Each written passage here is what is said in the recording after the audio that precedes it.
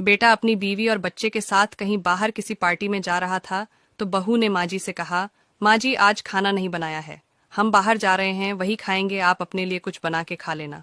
बूढ़ी माँ ने कहा, लेकिन बेटा मुझे तो गैस चलाना नहीं आता है।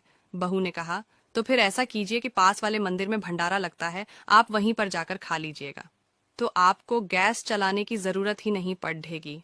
पास में ही खड़ा बेटा और पोता ये सब सुन रहे थे, लेकिन कोई कुछ नहीं बोला। बूढ़ी माँ को भूखा ही छोड़कर बेटा और बहू पार्टी में निकल गए।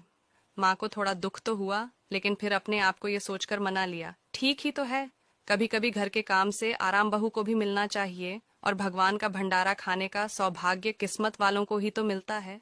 माँ खुशी खुशी मंदिर में जाकर भंडारा खा आई। एक दिन बेटे की छुट्टी थी, बेटा बहू और उनका बच्चा अपने घर में साथ में समय बिता रहे थे।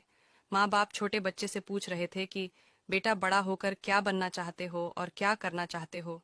छोटे बच्चे ने बड़े ही सरल भाव से माँ बाप को उत्तर देते हुए कहा, मैं बड़ा होकर वकील बनना चाहता हूँ। मेरी इच्छा है इस घर से भी बड़ा एक घर लेने की, लेकिन वह घर मंदिर के पास होना चाहिए, ताकि मैं बड़ा होकर किसी भी पार्टी में बाहर जाऊं तो आप दोनों को ज्यादा तकलीफ ना हो। मंदिर नजदीक रहेगा तो आपको ज्यादा दूर जाकर भंडारा नहीं खाना पड़ेगा। मासूम बच्चे का ऐसा जवाब सुनकर दोनों के पैरों तले से जमीन खिसक गई और अपनी गलती का एहसास हुआ।